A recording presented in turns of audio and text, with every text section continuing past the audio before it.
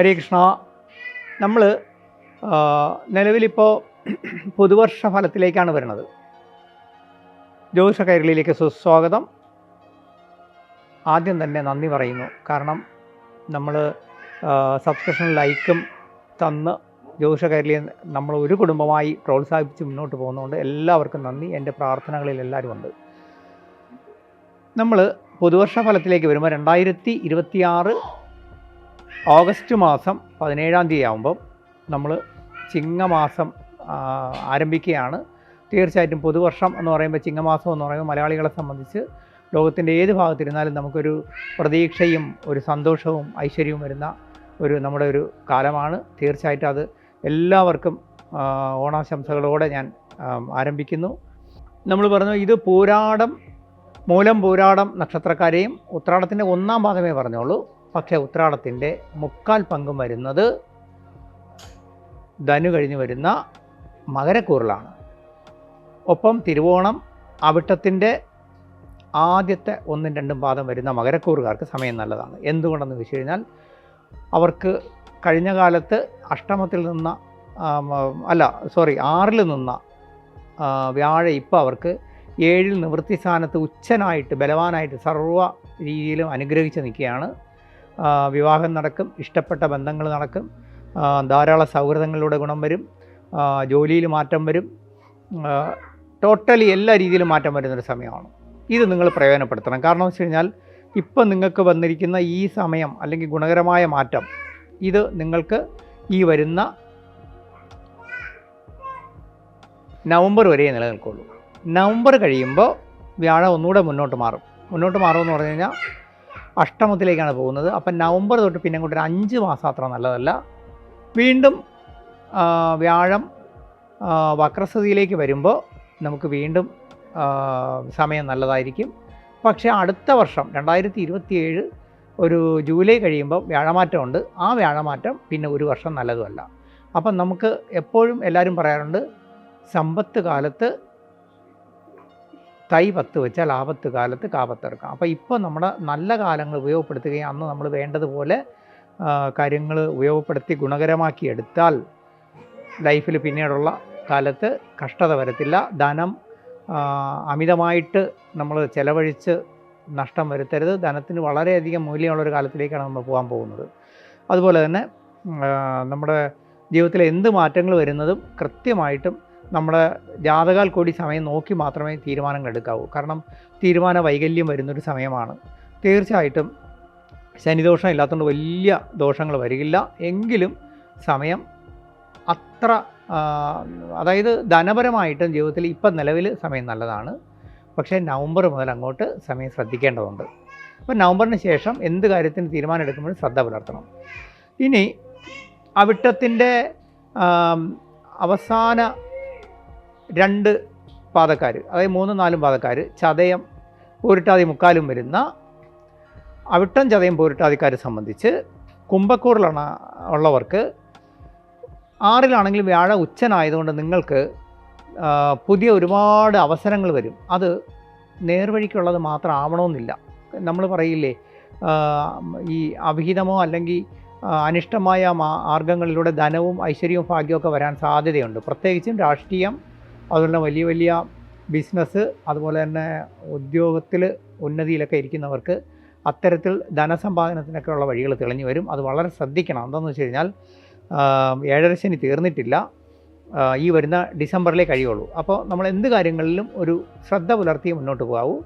എന്നാൽ പൊതുവിൽ നിങ്ങൾക്ക് സമയം നല്ലതുമാണ്. എന്തുകൊണ്ടെന്ന് ചോദിച്ചു കഴിഞ്ഞാൽ, വ്യാഴം ഇപ്പോൾ 6-ൽ ഉച്ചനായതുകൊണ്ടാണ്. വ്യാഴം ഇനിയിപ്പോൾ അടുത്ത മാറാൻ പോകുന്നത് നിവൃത്തി സ്ഥാനം 7-ലേക്ക് ഈ വരുന്ന നവംബർ മുതൽ പിന്നെ അങ്ങോട്ട് സമയം നല്ല. നവംബർ വരെ ശ്രദ്ധ പുലർത്തണം.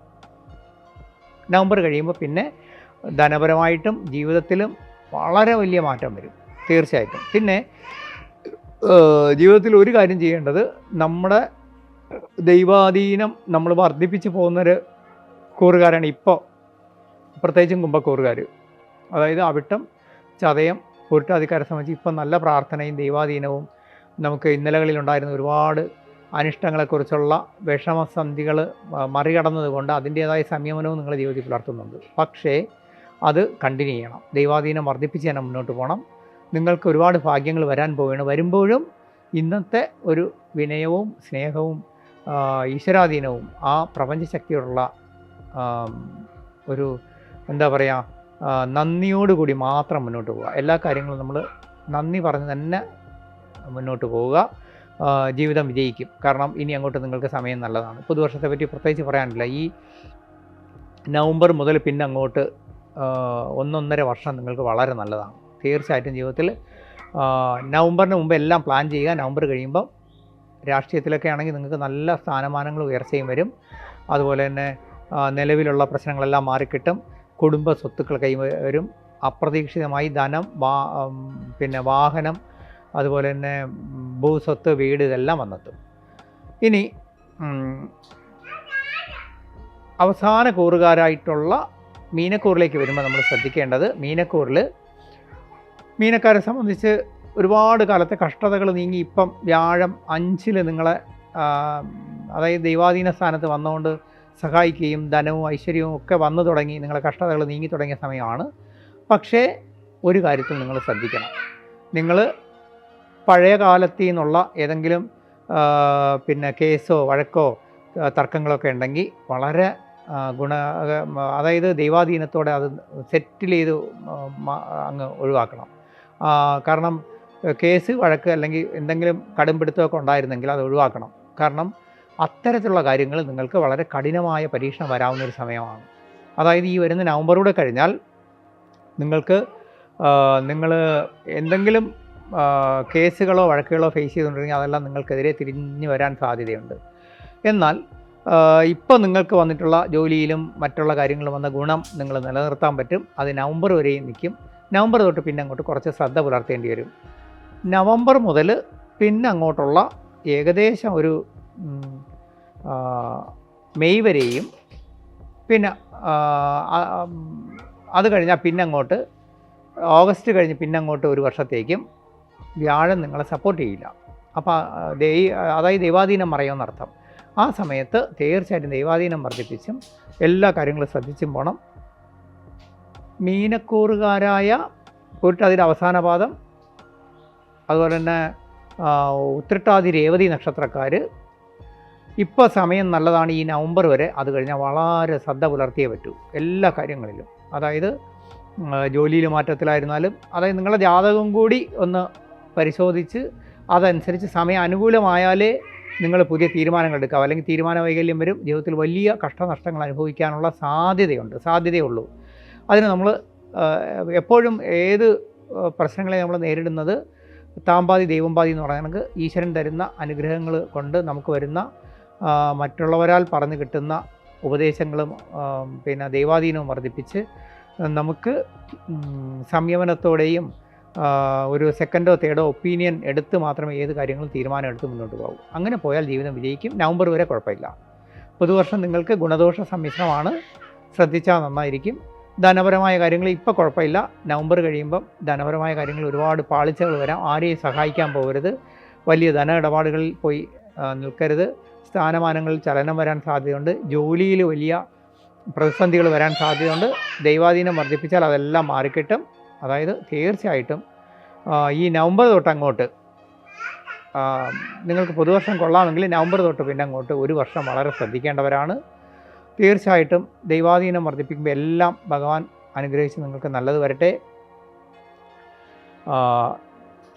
ഈ വീഡിയോയുടെ താഴെ എൻ്റെ വാട്സപ്പ് നമ്പറുണ്ട്. ഞാൻ കോൾ അധികം അറ്റൻഡ് ചെയ്യാത്തതുകൊണ്ട് നിങ്ങളുടെ സംശയങ്ങൾക്കും കൺസൾട്ടിങ്ങിനും കഴിയുന്നതും മെസ്സേജ് ഇടുന്നതായിരിക്കും നല്ലത്. വാട്സപ്പിൽ ഞാൻ ഫ്രീ ആവുന്ന മുറയ്ക്ക് നിങ്ങൾക്ക് മറുപടികൾ തന്നോളാം.